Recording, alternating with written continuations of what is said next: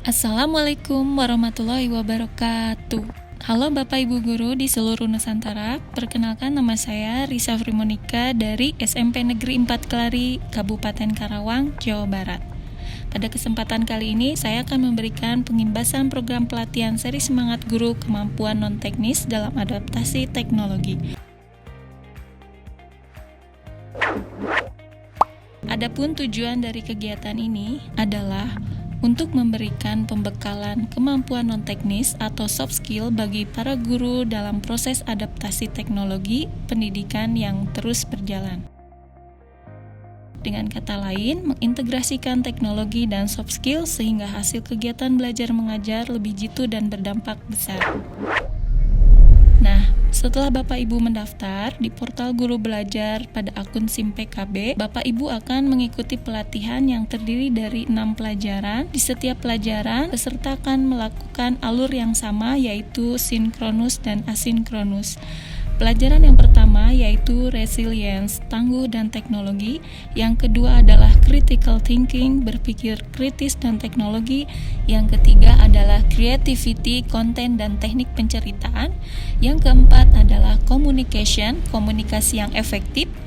Yang kelima adalah empower teacher, penerapan kelas campuran. Dan yang terakhir adalah collaboration, kolaborasi dan dampak.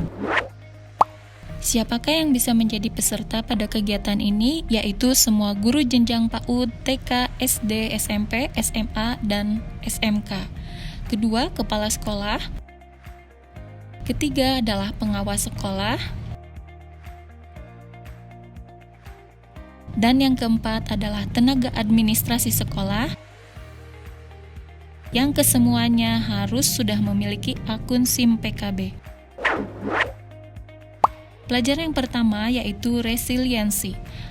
Resiliensi adalah kemampuan seseorang untuk bangkit setiap kali mengalami desakan mundur atau bahkan kegagalan. Di dalam resiliensi ada peta perjalanan dalam maraton menuju e-learning yang efektif, yaitu kerangka SAMR.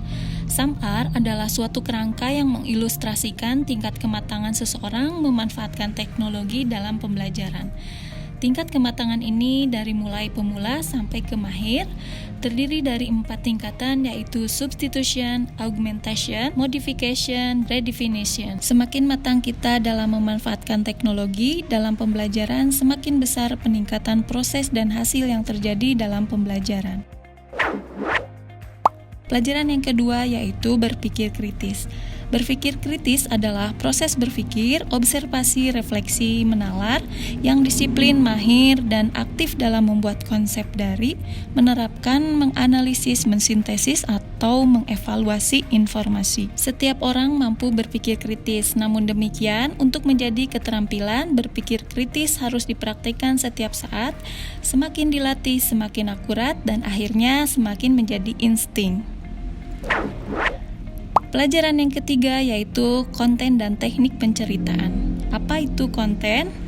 Konten adalah segala bentuk komunikasi, terutama audiovisual, yang berisi sebuah informasi, hiburan, atau ajakan. Kemampuan bercerita yaitu kesanggupan atau kekuatan yang dimiliki oleh individu untuk menyampaikan gagasan ide secara lisan maupun tulisan yang mengisahkan tentang perbuatan, pengalaman, atau kejadian.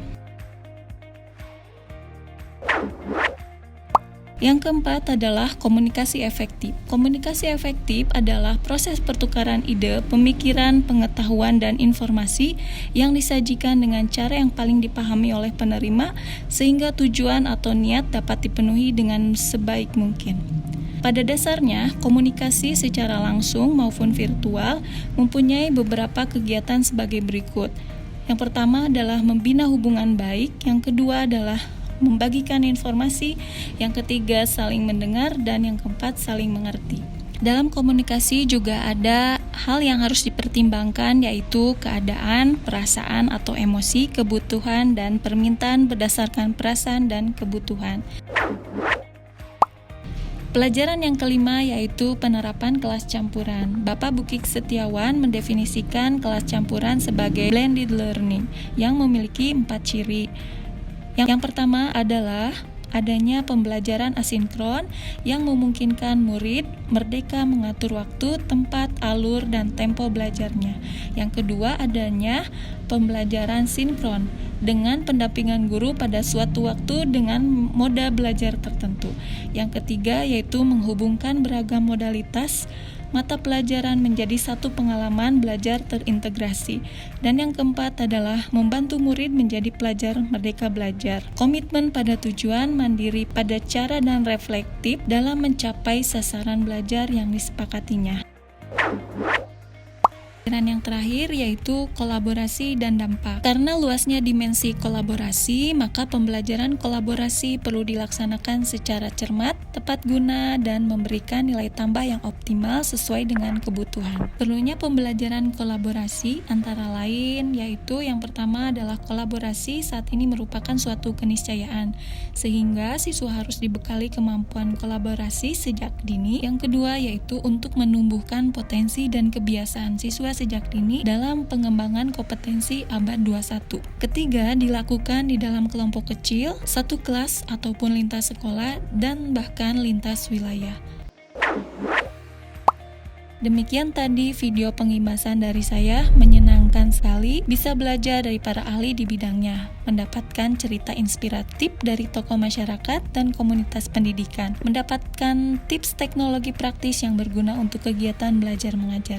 Jadi untuk Bapak Ibu guru yang ingin ikut belajar seri Semangat Guru Kemampuan Non-Teknis dalam adaptasi teknologi ini, silakan mendaftar pada angkatan yang sudah tersedia. Semangat terus untuk seluruh guru di Indonesia.